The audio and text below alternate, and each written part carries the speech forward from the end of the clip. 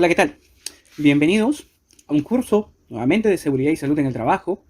El día de hoy vamos a tratar en esta sesión sobre la seguridad basada en el comportamiento, lo que normalmente en sus siglas conocemos como SBC. Mi persona los va a acompañar durante esta sesión. Muy bien, sin más preámbulo entonces, iniciamos a nuestra sesión.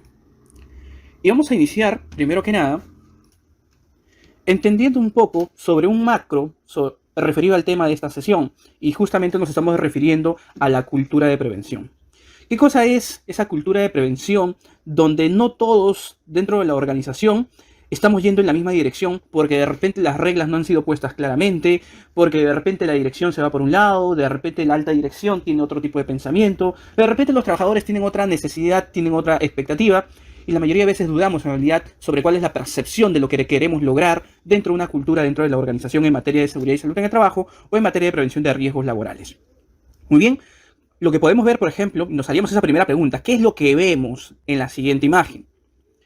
Y muchos podrán darse cuenta de repente, algunos, que es muy poco usual que alguna organización tenga un estándar de trabajos en altura como el que podemos ver en la imagen, que de repente tiene las plataformas adecuadas, que tiene una baranda para trabajar en la parte superior, que hay niveladores para diferentes estructuras o diferentes niveles de trabajo. Puede que sí, dentro de la cultura encontremos alguna observación porque de repente nuestra organización tiene mejores estándares todavía. Pero si la comparamos versus la siguiente imagen, ¿qué estaríamos percibiendo sobre la cultura de este tipo de organización versus la que acabamos de ver? Les aseguro que si ustedes le preguntan a un trabajador en esta área de trabajo, lo primero que les diría es que yo veo que todo está bien, estamos avanzando en el tiempo, que estamos siendo muy productivos y sobre todo que somos muy creativos dentro de la organización. Pero si alguien de seguridad, alguien que sí es especialista, que es experto, que se dedica al tema, definitivamente lo que va a encontrar es, o lo que se preguntaría es: ¿qué es esto? ¿Qué está pasando? Esto no puede ser posible. Aquí no se está trabajando con condiciones de seguridad. ¿Qué es lo que están pensando los trabajadores para trabajar en estas condiciones? ¿Cómo pueden estar promoviendo este tipo de trabajo? Entre otros. Entendamos que no todos ven la realidad como tú la ves. Si tú eres experto en seguridad o vas por la línea de especialización, pues hay temas que de repente para ti sí son muy preocupantes por el nivel de expertise que posees.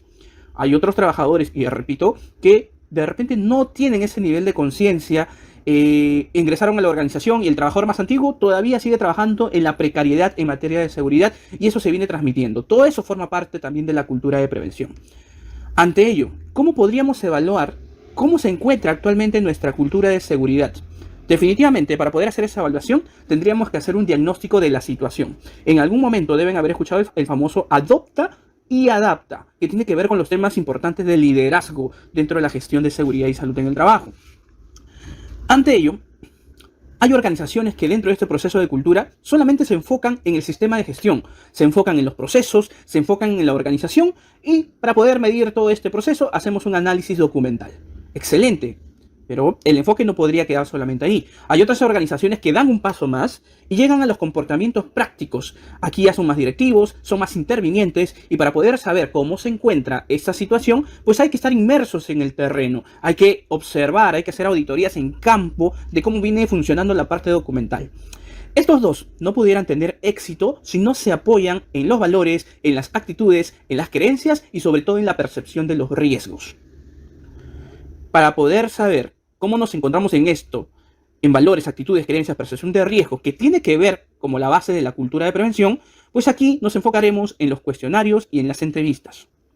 Entrevistas con preguntas tan sencillas como ¿qué coherencia se percibe entre los discursos que se dan en materia de seguridad versus lo que se viene generando como actuación? El famoso profeta o el que genera la profecía con sus propios actos, ¿no? O el que nadie es profeta en su propia tierra, que es uno de los más comunes. ¿Cuáles son las diferencias entre la concepción del estado actual de la seguridad en los distintos actores dentro de la organización? Otra de las preguntas que podríamos hacernos: ¿cómo se articula la organización de la seguridad reglada y la seguridad que es gestionada? ¿Cuál es el liderazgo de la dirección en materia de seguridad? ¿Cuál es su presencia, y nos referimos al liderazgo, a la alta dirección, sobre el campo, sobre el terreno? ¿Se perciben signos de silencio organizativo debido, por ejemplo, al uso indiscriminado de sanciones o a la ausencia de reconocimiento? Es flexible la organización para poder adaptarse a acontecimientos que son imprevistos. De esta forma, definitivamente eso es un resumen, pero podríamos ir viendo cómo se maneja la actual cultura de prevención dentro de la organización, que va de dos líneas completamente distintas, que son parte del soporte, como el análisis documental y como la inversión en el campo. Dentro del proceso de cultura vamos a tener una de las primeras culturas que se conoce como la cultura fatalista. La cultura fatalista es, por ejemplo, aquella cultura donde en la organización existe poquísima o menos implicación de los empleados y al mismo tiempo también existe menos implicación de la dirección. Y se lo conoce como fatalista porque como nadie interviene, no hay implicación ni de la dirección, no hay implicación ni siquiera de los trabajadores o de los empleados, pues en cualquier momento podría generarse el famoso accidente fatal. Yendo dentro de la mejora, todavía dentro del proceso, tendríamos otro tipo de cultura de prevención que se conoce como cultura de oficio, donde hay muchísima implicación de los empleados, pero sin embargo hay poquísima implicación de la dirección. Y aquí se sentirá ese sinsabor de que los trabajadores ponen todo lo mejor para tener mejores condiciones de seguridad y salud en el trabajo, ponen todo su empeño, pero que no existe y no encuentran el respaldo o la implicación de la dirección. Otra de las culturas es la cultura directiva, donde existe muchísima implicación de la dirección, hay los recursos suficientes para supervisión, para la constancia de generar procedimientos, estándares y otros similares, para poder dirigir exactamente la gestión, pero sin embargo hay poquísima implicación de los empleados, hay bajo nivel de importancia, hay poca motivación, y definitivamente porque hay un exceso, en este caso, de uno de los componentes que es la dirección. Lo que deberíamos apuntar dentro de nuestra cultura de prevención es aquella donde haya ambas implicación, que haya positivamente y suficientemente la implicación de los trabajadores y empleados y que haya suficiente implicación de la dirección. En esos momentos podremos estar hablando de que logramos una cultura integrada, donde la representatividad de los trabajadores a través del Comité de Seguridad y Salud en el Trabajo o del Supervisor de Seguridad y Salud en el Trabajo se llegue a términos de trabajo en conjunto con el equipo que representa a la alta dirección e inclusive directamente con el empleador. Una cultura integrada, que es a lo cual toda organización debería apuntar. Ahora, si hacemos este análisis también de la cultura, lo podremos hacer a través de la curva de Bradley-Dupont, que es la siguiente. Se menciona de que hay una alta tasa de lesiones, especialmente en un flanco llamado sistemas de gestión por motivación externa, donde tendremos una primera línea que tiene que ver con los instintos naturales. En esta línea o en esta cultura de instintos naturales, que tiene que ver con una cultura reactiva, la tasa de lesiones es muy pero muy alta. Aquí lo que predomina es la seguridad por instinto natural. Para mí esto me parece peligroso. Un trabajador que percibe riesgo porque, en fin, el cuerpo le dice que es peligroso, pero que lo siente, pero no prevé, no toma acciones anticipadas, no se enfrenta de repente a minimizar o a eliminar esos riesgos, pues solamente trabaja por instinto.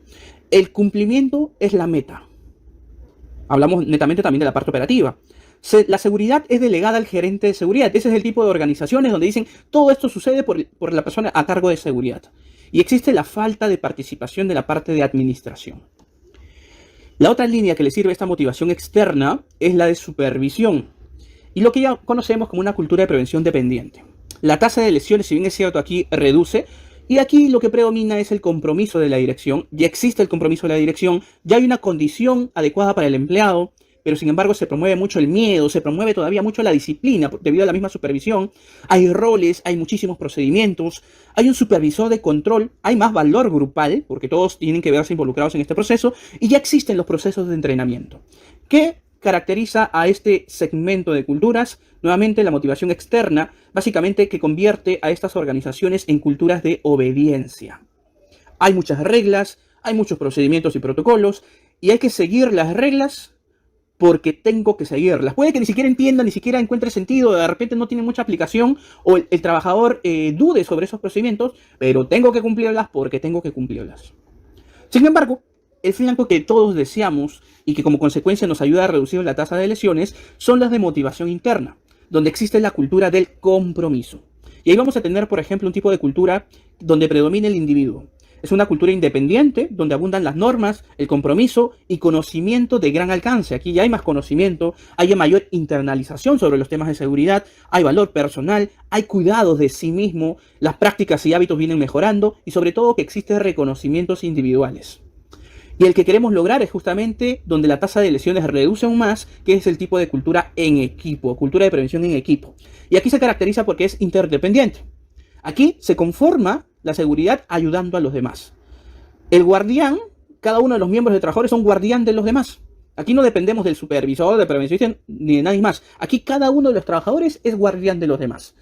Hay mayor colaboración del mismo grupo, se cuidan, entre cada uno cuida a los demás y sobre todo existe un orgullo, existe una identificación con la organización. Acá lo que abunda en este flanco de culturas de motivación interna son el liderazgo, el modelo, el factor de influencia. Acá no se profetiza o no se promueve una cultura sin ejemplo. Acá predomina el ejemplo. Si yo digo que los estándares dicen esto, pues también los debo ejecutar de la forma que dicen los estándares. Por eso que acá hablamos de los modelos que vienen desde el liderazgo. Hay un mayor factor de influencia. Yo asumo la responsabilidad por mi propia seguridad. Aquí ya nos dejamos de repente de que tengo que cumplir las reglas porque tengo que hacerlo, porque si no me votan o porque me siento presionado por la supervisión. En este sector es el mismo trabajador el que busca las condiciones de seguridad porque sabe que es su propia responsabilidad y porque sabe que le va a generar mejores beneficios para él. No nos olvidemos, siempre tengamos en cuenta que no todos ven la realidad como tú la ves. Por más expertos que podamos ser en la materia de seguridad, los trabajadores especialmente no son los expertos y hay que ayudarlos a que puedan visualizar cómo es la actual cultura de prevención y qué es lo que se quiere lograr con una nueva cultura de prevención. Y dentro de todo este proceso de la cultura viene un tema que es muy importante a trabajar desde ya, que es la seguridad basada en el comportamiento. La seguridad basada en el comportamiento es un proceso que se centra en reforzar, porque los comportamientos ya existen, pero puede que en algunos casos sean positivos o negativos. Así que acá buscamos reforzar comportamientos que son seguros.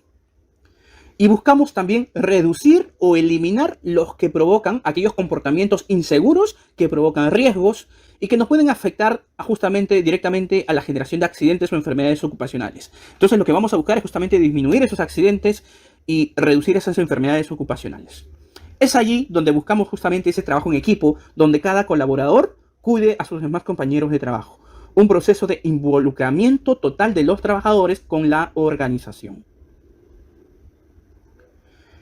Algo muy importante como análisis en el proceso de la seguridad basada en el comportamiento que nos tenemos que cuestionar siempre es, actualmente, ¿estamos haciendo las cosas bien? Si estamos haciendo las cosas bien, entonces ¿por qué están ocurriendo los accidentes? Y ahí nos haríamos la pregunta, de repente, nuevamente, somos nosotros los expertos en seguridad, pero de repente nos está faltando algo, ya sea el tema de la promoción, de repente ya sea el por qué se están generando los comportamientos inseguros, de repente solamente atacamos la situación con condiciones técnicas de conocimiento, pero no estamos interactuando con los trabajadores, cuando en realidad la interacción con los trabajadores es el que nos va a indicar cuáles son o por qué se están dando los comportamientos seguros o inseguros dentro de la organización.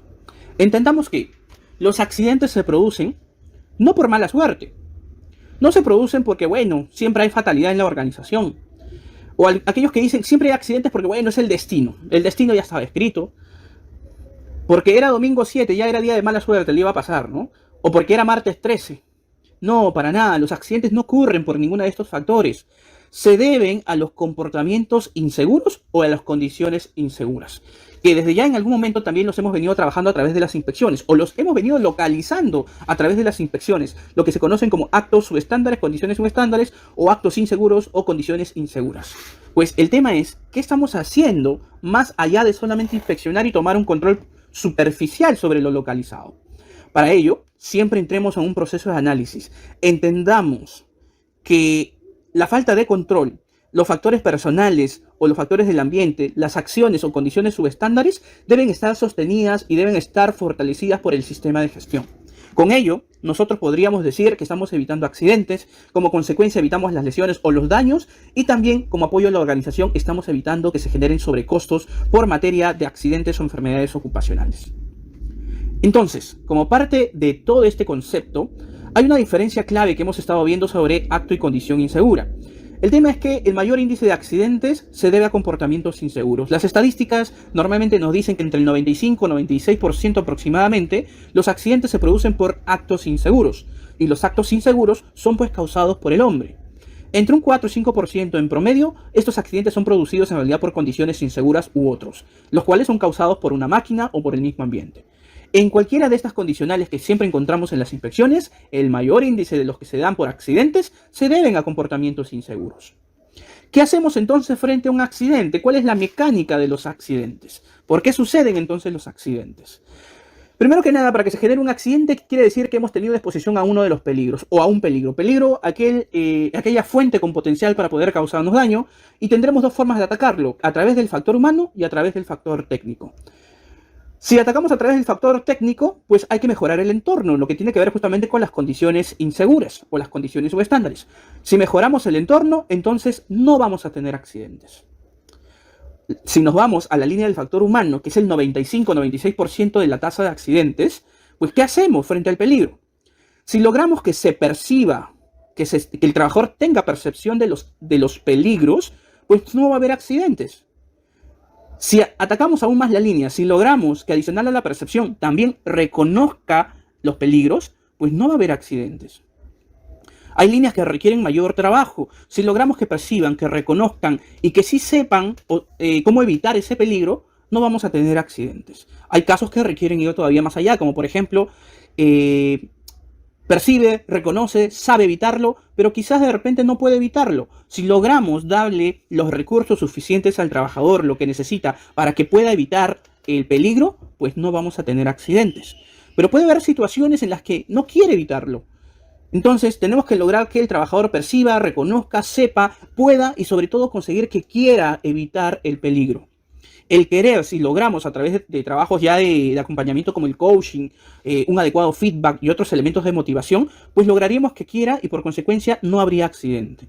Muchos me preguntan en algún momento, ¿y qué pasa si el trabajador a pesar de eso ya no quiere? Entendamos también que existen niveles de aceptación.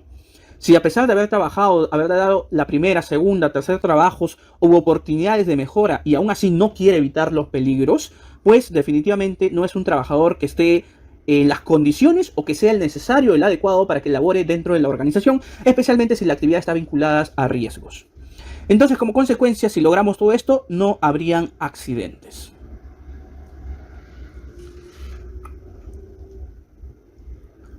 ¿Qué es lo que podríamos ver en la siguiente imagen? ¿O qué es lo que estamos viendo en la siguiente imagen?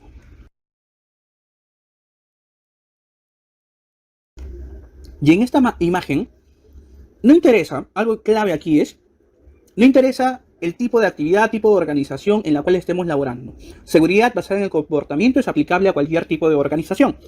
Como podemos ver en la siguiente imagen, este señor está haciendo un trabajo en altura en unas condiciones muy, pero muy precarias y muy riesgosas. Unas estructuras demasiado inestables que podrían ocasionar en cualquier momento una caída y los resultados podrían ser muy lamentables. ¿Qué estaríamos viendo en la siguiente imagen? Estamos viendo un trabajador que está haciendo trabajos también a mitad de altura, porque no está demasiado alto, pero sin embargo está haciendo un trabajo eléctrico, ¿sí? Sobre el agua, con una escalera metálica. Y tenemos otra condición, otro evento, otra situación, en la cual existe presencia de un trabajador que ha colocado en este caso unos palos, como tema de sostén o aguante hacia una roca, pero que es muy, muy grande. Si en ese momento esa roca se desliza, se desprende, pues estaría ocasionando también una lesión, inclusive hasta mortal. Lo que tenemos que entender aquí es que no importa en dónde se encuentren laborando, ya sea en el aire, sea en el agua, sea en la tierra, los accidentes por comportamientos inseguros se podrían dar. ¿Qué es lo que se debe evitar en esta gestión de seguridad basada en el comportamiento? Evitemos actuar como policías. La mayoría de veces creemos que porque tenemos la autoridad de seguridad podemos ir sobre las personas y actuamos como policías. Esto hiciste mal, esto está mal, coloca esto porque no te pusiste el casco, los lentes, ¿por qué estás haciendo esto que no está en función de los procedimientos? El estándar no indica de esta situación. Muchas veces queremos encontrar la verdad y por eso actuamos como policías. O buscamos castigar a los individuos por comportamientos inseguros. Pues cuando vamos a la gestión de comportamientos por el lado negativo, de sanciones, de reprendimientos u otros similares, no funciona. Entendamos que las personas dentro de la psicología vamos a veces también a la inversa. Si me dices que no haga eso, me va a generar ahí una sensación de que lo voy a querer hacer. Lo que tenemos que buscar es el nivel de sensibilización y conciencia para poder, primero que nada, percibir los niveles de riesgo. Entonces, la seguridad basada en el comportamiento nos va a ayudar y consiste en modificar aquellos patrones de conducta insegura a través de un sistema que es planificado y estructurado siguiendo el siguiente esquema. Esto funciona igual que los sistemas de gestión de seguridad y salud en el trabajo. Tenemos un proceso con el que iniciamos que es la observación, ¿sí? Observación básicamente de los comportamientos. Aquí vamos a empezar a trabajar con comportamientos. Puede haber comportamientos seguros como también puede haber comportamientos inseguros. Los seguros, definitivamente lo que vamos a tratar de hacer es mantenerlos, pero los inseguros van a tener que pasar por un proceso constante de adecuación. Entonces, habrá el proceso de observación, con eso iniciamos. Luego, como parte del ciclo PHBA o de mejora continua, habrá que hacer una definición y clasificación. Luego habrá que hacer una medición, una retroalimentación y por consecuencia habrá que reforzar los comportamientos. ¿Qué tipo de comportamientos son comportamientos observables? Por ejemplo, si estoy viendo la posición de trabajo correcta para poder elevar una carga manualmente. Sabemos que en la elevación de cargas hay que doblar las rodillas, hay que hacer o mantener lo máximo posible la columna completamente derecha y hay que apoyar la carga sobre el cuerpo, especialmente sobre el centro de equilibrio, en este caso hacia el pecho. Entonces yo voy a tener que observar bajo un esquema técnico, bajo un esquema estandarizado, bajo un requisito legal para poder sustentar un comportamiento seguro u observable. ¿Qué otros comportamientos son observables? La forma en que se ejecuta una determinada operación. El estado en que queda algo después de hacer una determinada operación utilizándolo, ¿no? De repente tomaron el buggy o el cargador y lo dejaron en una posición o en un lugar que no correspondía. Entonces también el estado, que tiene que ver mucho con el tema de orden y limpieza. ¿Cuáles son los principales comportamientos que se deben atacar? Y vamos a hacer una lista de aquellos comportamientos que desde ya podemos ir definiendo como los que tenemos que empezar a atacar para poder lograr una seguridad adecuada y que esté orientada al comportamiento seguro.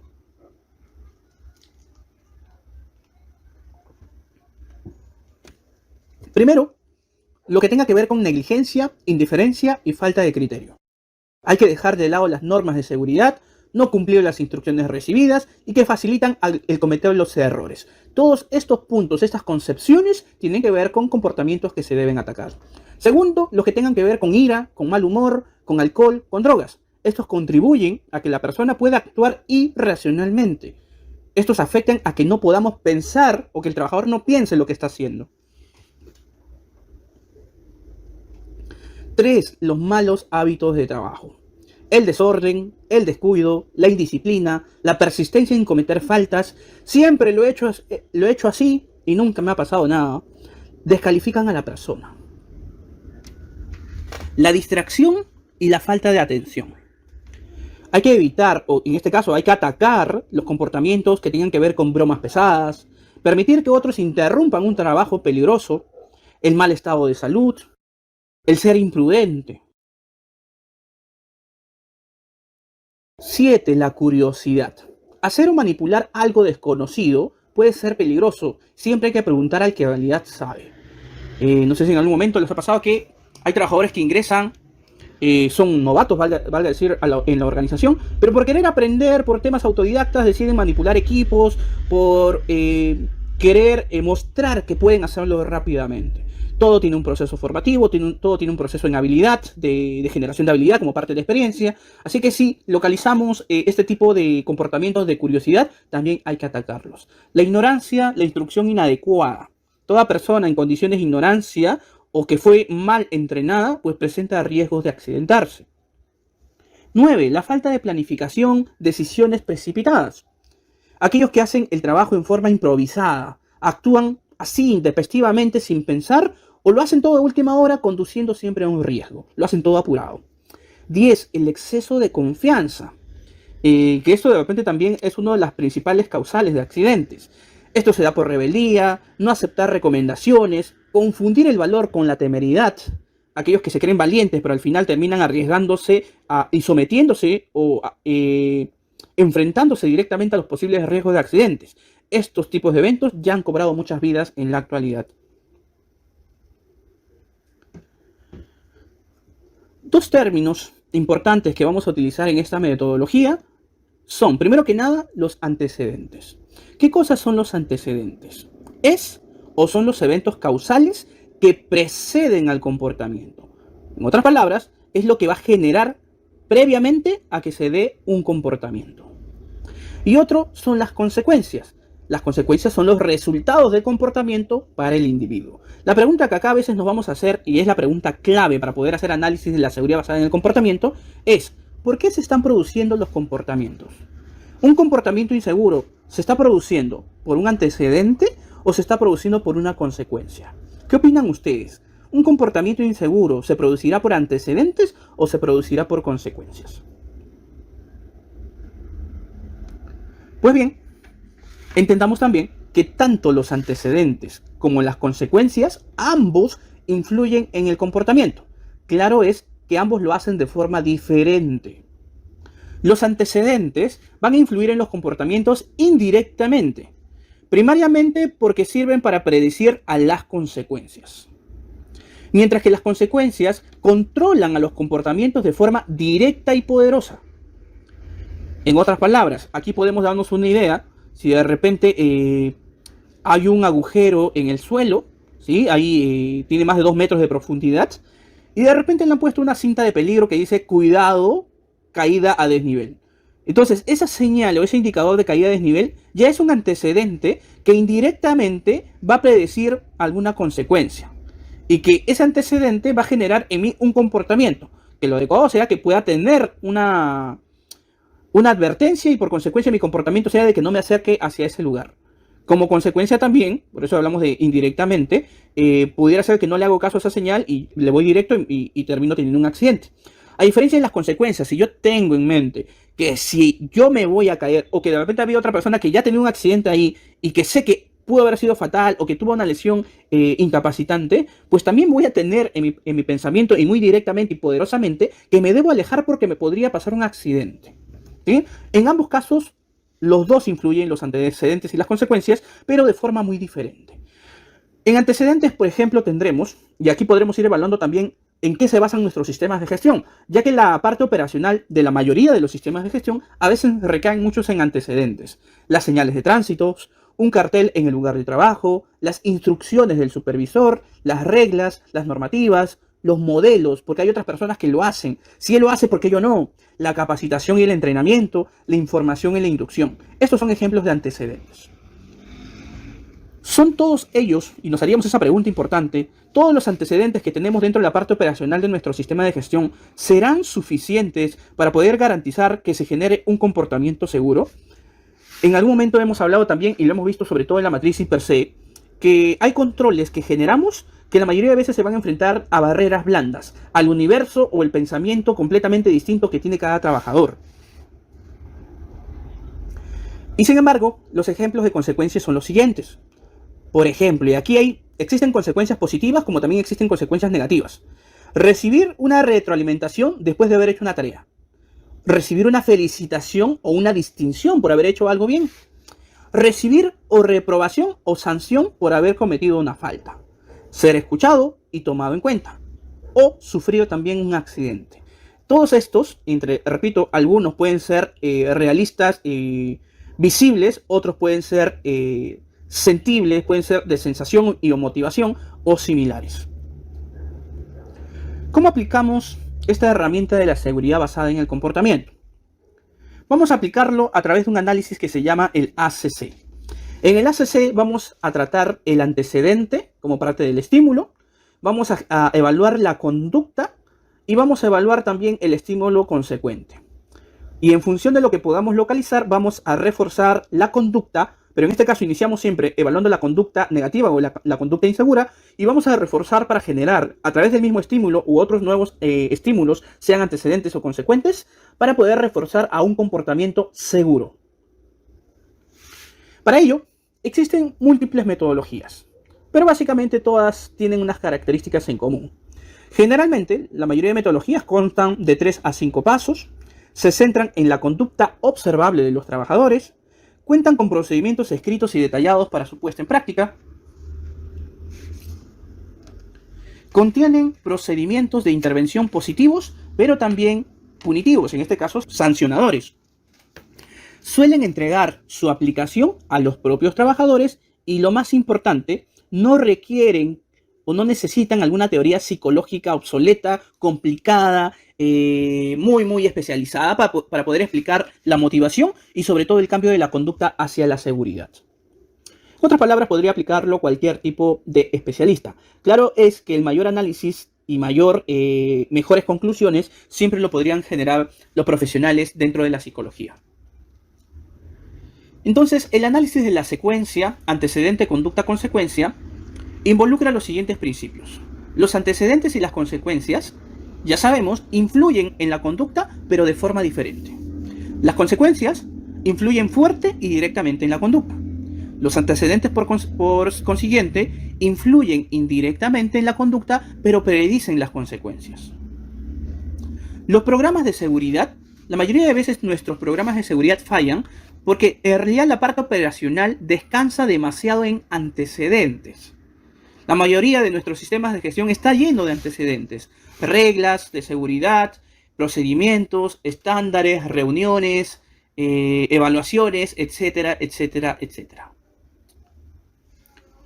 El antecedente es el que viene antes del comportamiento y entiéndase que es el que va a disparar el comportamiento.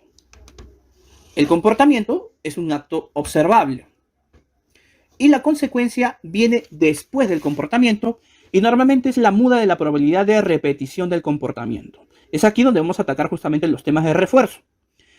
Veamos esto como una especie de evaluación, igual que la matriz de identificación de peligros y evaluación de riesgos y controles, donde también vamos a tener ciertos factores que van a tener que influenciar en el análisis. Para este caso, vamos a tener el factor tiempo, y el tiempo lo podemos medir en dos tipos de categorías. En tiempo inmediato o cercano, también llamado, lo vamos a encontrar en palabras en sinónimos. Repito, la metodología es muy similar, pero en algunos casos va a variar el cómo le llamamos al factor, pero equivale a lo mismo. Inmediato o cercano, y el otro factor que tiene que ver con el tiempo es el tardío.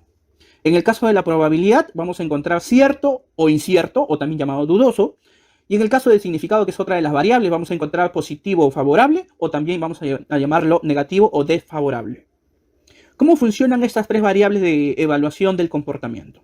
Por ejemplo, vamos a iniciar siempre con el comportamiento observable. En este caso, muy común es que el comportamiento observable, como ejemplo en una organización, sea el no uso del protector facial al momento de operar el esmeril.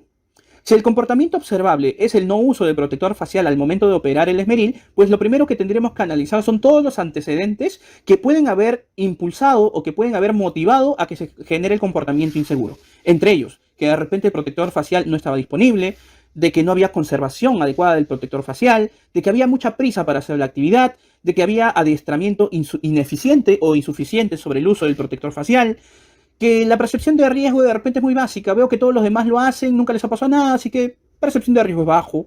Otros también lo hacen, o otros no lo usan.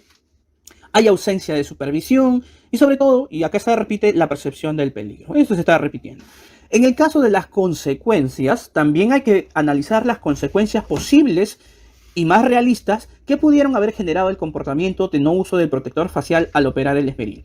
Y acá tendremos, por ejemplo, que las consecuencias pueden ser los daños y lesiones, podemos tener la reprensión o alguna sanción, podemos tener también que estamos ahorrando tiempo, la economía del tiempo, que es más cómodo trabajar sin el protector facial, el famoso confort, que hay una mejor visión, de repente por ahí mi protector facial estaba arañado, así que como consecuencia voy a tener, si no lo uso, voy a tener una mejor visión. Si no uso el protector facial, voy a tener la aprobación de mis colegas, ya que nadie más lo utiliza, pues no me verían como el raro de la actividad si es que yo lo uso. Como todos los demás no lo usan, entonces yo tampoco lo uso, cosa que los demás van a tener aprobación sobre mi persona. Luego de que ya he hecho este análisis, viene la evaluación a través de los tres factores. Primero que nada, el tiempo. Que en el tiempo, qué tan inmediato, qué tan cercano, qué tan tardío, en este caso hablamos de inmediato tardío, pudiera ser que me genere daños y lesiones. Si hablamos estadísticamente dentro de la organización, tener un daño o una lesión por no usar el protector facial al operar el esmeril, de repente ha sido muy poco probable, no se ha dado. La última vez que se dio, de repente fue hace 5 o 6 años atrás. Entonces, el tiempo es tardío, no hay mucha frecuencia. De que existe una reprensión, bueno, los demás trabajadores tampoco lo hacían. De que me sancionen, no han sancionado en la organización hace muchos, muchos años.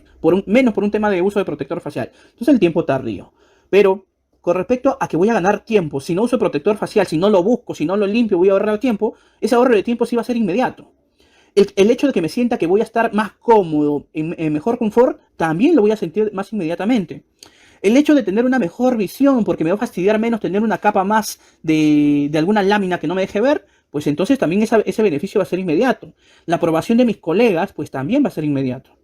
La probabilidad de que existan daños y lesiones, pues es dudoso, es muy poco probable que pueda tener un daño o lesión. Que exista una sanción de por medio, pues también es dudoso de que vaya a generarse. Pero de que voy a ganar tiempo, sí es cierto. Es muy cierto que voy a ganar tiempo, es muy cierto que me voy a sentir cómodo, es muy cierto que voy a mejorar mi visión, es muy cierto que voy a tener aprobación de los colegas. Y en función del significado, si es favorable o desfavorable o positivo o negativo, en este caso positivo o negativo, los daños y lesiones son negativos. O sea, no me va a generar nada favorable. Las sanciones también son negativas. ¿Pero qué es positivo? La economía de tiempo. Voy a ganar tiempo, es importante. Voy a ganar confort, comodidad. Voy a ganar positivamente aprobación, disculpe, mejor visión, y voy a ganar aprobación de los colegas. Aquellos que jueguen a favor a nivel de lo positivo son aquellas consecuencias que voy a utilizar para poder reforzar mi conducta insegura. En estos me voy a enfocar para poder generar lo contrario, la conducta segura. Vamos a un caso más entendible de esta situación, con las mismas variables, pero como lo podemos encontrar también con diferentes nombres. El paso 1 para poder utilizar esta metodología es el análisis de la conducta de riesgo. Entonces, como habíamos mencionado, hay que especificar la conducta de riesgos en términos observables, hay que listar todos los antecedentes existentes o detonantes de la conducta de riesgo, en este caso insegura, hay que listar todas las consecuencias de la conducta de riesgo y 3 valores de cada consecuencia en términos de cercano o tardío, cierto o incierto o positivo y negativo. El segundo paso es que debemos analizar la conducta segura. En función de lo que localizamos positivamente, pues ahora hay que generar lo contrario, promover lo contrario. Por ejemplo, vamos ahora a analizar ya no una conducta segura, o disculpen, ya no una conducta insegura. Si el anterior era, por ejemplo, no usar el protector facial, pues ahora vamos a verlo desde un análisis de usar constantemente el protector facial. Entonces, ¿qué antecedentes podríamos generar positivamente que ayuden o que promuevan o motiven a que el comportamiento de usar el protector facial se dé? De la misma forma, ¿cuáles serían esas consecuencias o aquellas que podrían apoyar una conducta segura, aquellas cercanas, ciertas y favorables que nos van a ayudar a tener una conducta segura?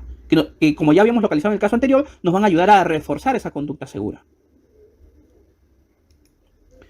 Y el paso 3 es que acá hay que hacer pues un borrador, ahora sí, del plan acción. Ya analizamos, ya discutimos, puede ser a través de diferentes herramientas como una lluvia de ideas, puede ser a través de un análisis de pescado, de espina de pescado, causa-efecto, etc, etc. Y entre ello ya dependerá de la habilidad de cada implementador, pero básicamente el esquema de metodología viene con esta estructura. Luego, el paso 3, hay que hacer un borrador del plan de acción, de los nuevos antecedentes para las conductas identificadas. Hay que dar nuevos antecedentes para las conductas identificadas. Hay que medir las conductas mediante los procesos de observación. Hay que aplicar las nuevas consecuencias sistemáticamente. Y ahí habrá que hacer una retroalimentación gráfica y sobre todo verbal, siempre promoviendo los procesos de motivación hacia el trabajador para comportamientos seguros. Ejemplos. Por ejemplo, vamos a analizar acá el ACC, conducta de no usar protección respiratoria cuando se requiere. Aquí en este caso hemos encontrado una conducta observable, un comportamiento observable de que no están usando la protección respiratoria cuando se requiere. Caso, por ejemplo, hoy que estamos viendo el COVID-19, las mascarillas contra el COVID-19 no se vienen utilizando constantemente. Entonces, lo primero, vamos a especificar la conducta de riesgos en términos observables. No usar la protección respiratoria cuando se requiere. Hay que listar todos aquellos antecedentes existentes o detonantes de la conducta de riesgo. Y ahí podremos definir que no se está usando actualmente la protección respiratoria porque de repente no hay disponibilidad. El stock se acabó posiblemente, así que no hay disponibilidad. Que existe presión del equipo. Estamos trabajando tan rápido posiblemente que no me da el tiempo suficiente pues para poder colocarme adecuadamente el protector respiratorio. Estoy trabajando muy apurado, que hay momentos del día, no todos los momentos ayuda. De repente hace demasiada calor y no estoy usando pues por la sofocación el protector respiratorio. Por un ejemplo de conducta, los demás no lo hacen, los demás también tienen esa libertad de no utilizarlo, entonces yo ¿por qué lo tendría que hacer? La falta de capacitación, porque existe una anticipación de consecuencias leves. Hay muy pocos casos hoy en día de contagios y de repente, como la consecuencia es leve, como parte del antecedente me anticipo y pienso de que no me va a afectar. Y luego listo las consecuencias, lo que sí es realista de consecuencias de la conducta de riesgo y lo veo en sus valores. Aquí, por ejemplo, si no uso la protección respiratoria voy a ahorrar tiempo, si no lo uso podría tener daño o inclusive la muerte. Sabemos que frente al COVID-19 podría llegar hasta la muerte. Si no lo utilizo me van a dar una reprimenda, me van a O me llaman la atención o me van a generar de repente un memorándum o de repente una sanción según el reglamento interno de trabajo. Si no utilizo la protección respiratoria me voy a sentir más cómodo, no me va a sofocar, no voy a sentir la pelusa posiblemente de la protección respiratoria. Va a haber mejor conveniencia, me siento más cómodo, va con todo ello, hay mejor adaptabilidad y sobre todo hay aprobación al ser observado. Similar al caso anterior, aquí hay que determinar si en el tiempo es cercano o es tardío. Ahorrar tiempo en este caso es cercano, el daño a muerte es tardío, las reprimendas son tardías, que me sienta cómodo es cercano, es inmediato, que me sienta que haya conveniencia es cercano, inmediato, la aprobación de ser aceptado es cercano, es inmediato. En el caso de la probabilidad, ¿ahorrar tiempo? Sí, voy a ahorrar tiempo, entonces eso es cierto. ¿Va a haber daño o muerte? Muy poco probable actualmente ahora después de la doble vacunación, así que es incierto. ¿Va a haber una reprimenda que me sancionen? También no están sancionando porque es un tema desmotivante, es incierto. Es cierto, va a haber comodidad, es cierto que va a haber conveniencia, es cierto que va a haber aprobación al ser observado. Y con respecto al significado, si es favorable o desfavorable, es positivo o negativo, voy a ahorrar tiempo, es positivo, va a haber daño o muerte, es negativo, la reprimenda negativa, la comodidad es positiva, la conveniencia es positiva y la aprobación a ser observado es positivo. Luego voy a enfocarme en las consecuencias positivas para poder generar nuevas consecuencias que nos ayuden a motivar a un comportamiento seguro. Y con este proceso analizaremos la conducta segura. Otros ejemplos. ¿Cómo promover, por ejemplo, la participación de los gerentes? Lo que les suele pasar en muchas organizaciones cuando necesitan pues que los gerentes participen del sistema de gestión. Lo que existe hoy, el comportamiento observable es: no se reúne el gerente con los trabajadores para poder analizar los aspectos de seguridad. En esas situaciones, el antecedente: otros gerentes no se reúnen tampoco con los trabajadores, ya sea para analizar los temas de seguridad. Otro antecedente: no está claro para él o ella cómo mantener conversaciones con los trabajadores sobre el tema de seguridad. No percibe que a sus jefes les parezca importante que tenga conversaciones con los trabajadores. Otro podría ser que no tiene tiempo planificado para poder sostener estas conversaciones, algo muy realista de los antecedentes que se dan, entre otros, etcétera, etcétera. ¿Cuáles son las consecuencias de ese comportamiento negativo o inseguro observable? Continúa trabajando de forma ininterrumpida. ¿Va a ser productivo? Sí, es una consecuencia. Evitar interacciones negativas con los subordinados, que de repente le empiecen a reclamar o se le vayan encima en plena reunión. Ser reconocido por sus superiores por todo el tiempo dedicado a la producción. Ser percibido por los trabajadores como alguien sin compromiso a la seguridad, entre otros. Y si queremos verlo desde la parte positiva, entonces ahora estaríamos evaluando de que ese gerente se reúne con sus trabajadores para poder analizar aspectos de seguridad. Y aquí veríamos las nuevas consecuencias. Y analizamos justamente las consecuencias positivas, ¿no? Ser percibido por los trabajadores como alguien con compromiso hacia la seguridad. Y nos vamos a enfocar en las positivas. Se le incrementa la carga de trabajo, ¿sí? Recibe un listado de los problemas a resolver, va a poder estar más enfocado en la organización, etcétera, etcétera. En el proceso de la seguridad basada en el comportamiento, también nos va a ayudar muchísimo tener tarjetas de observación, ya que al momento que generamos las tarjetas de observación, vamos a poder hacer el feedback o la interacción directamente con los trabajadores.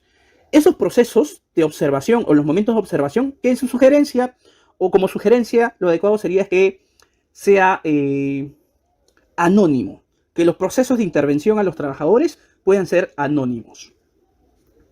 Y allí, por ejemplo, aquellos que les llamamos orientadores o aquellos que van a generar las tarjetas de observación, pues podríamos tener ahí un formato como el que vemos en pantalla. Esto puede ser variable, no es estándar. Tendremos a un observador, el área donde se va a trabajar, el trabajo que ha sido observado, en este caso conducción del montacargas, la fecha. Es importante tener las instrucciones también para que sepan qué van a trabajar.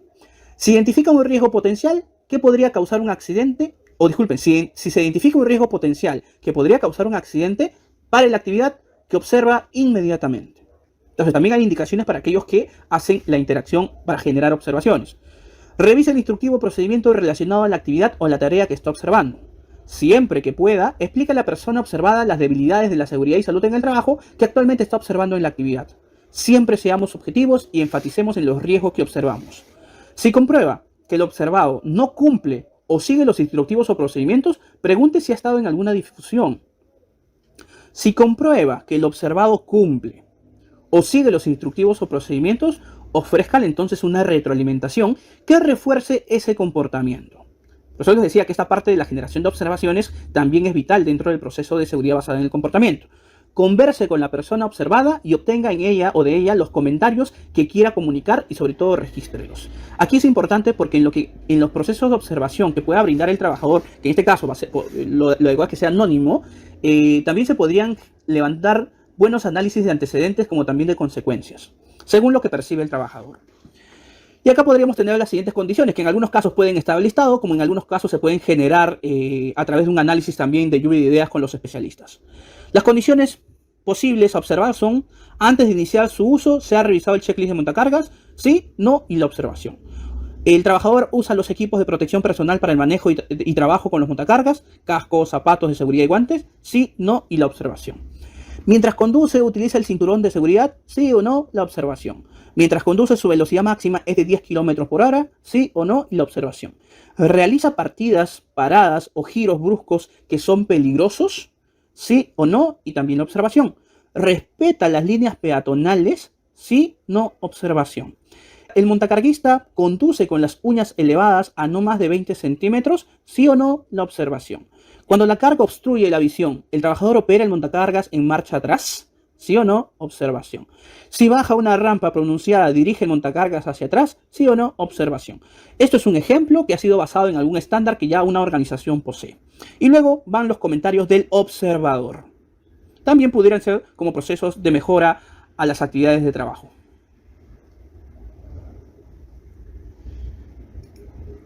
Muy bien, una vez más.